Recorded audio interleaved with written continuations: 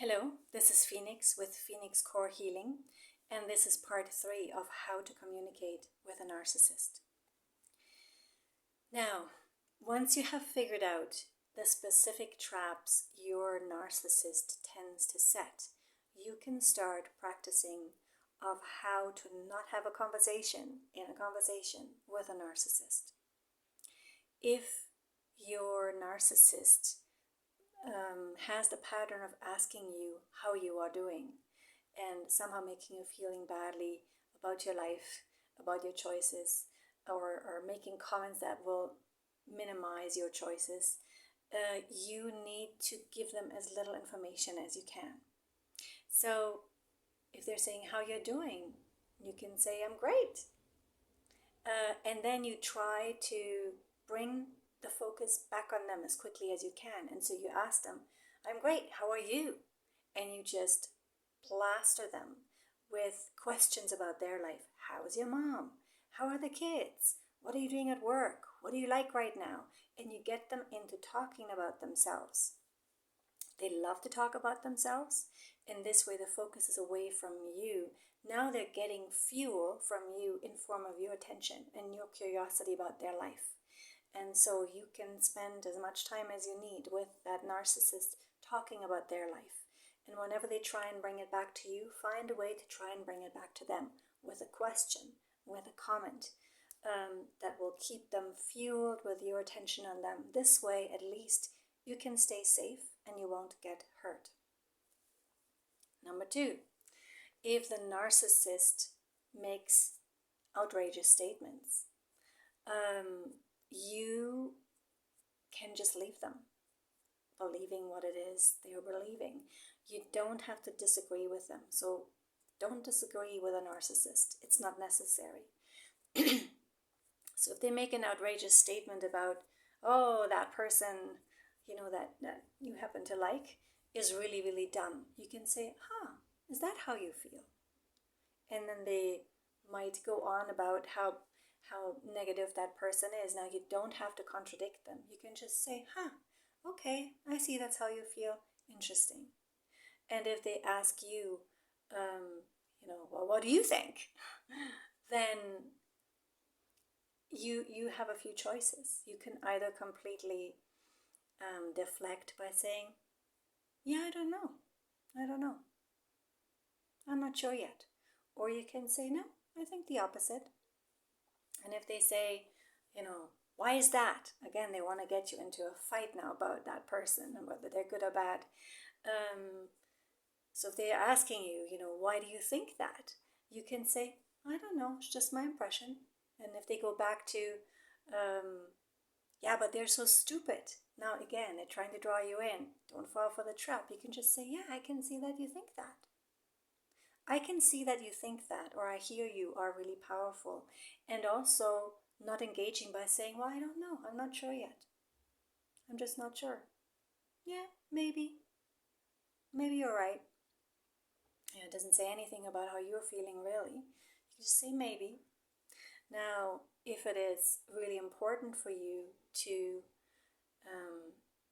defend that person, maybe it is your child they're talking about or your significant other, you can simply put up a boundary. This is where a boundary will come in really, really handy, and you will need it, where you're saying, I'm not discussing my child with you. I'm not discussing my husband with you. And if they say, yes, but they're so stupid and they're doing this wrong, you can say, you're entitled to your opinion, but I'm not going to discuss it. And if they continue to want to discuss it, you can say, you need to stop this now or I will leave. So there again, it's a mix of being deflecting and also putting in really strong boundaries. The other trap they might place on you is when they play the victim. Because when all the other ways of trying to provoke you don't work, they often fall into the victim role. And they might say things like, I can't talk to you anymore, you've become so cold, I can't even have a normal conversation with you anymore. They will actually start to complain about you inside the conversation. And you can say, I'm sorry you feel that way. And then just be silent. You don't have to explain yourself. When they said, you've become so cold, and you can say, I see that you think that. And, or you can say, I'm sorry you feel that way. And when they say, well, why are you so cold? You can say, I don't think I am. You can actually say the truth.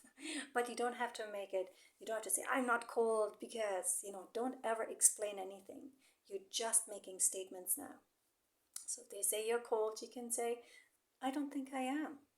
And then when they start, saying, but you're doing this and you're doing that, and you're like,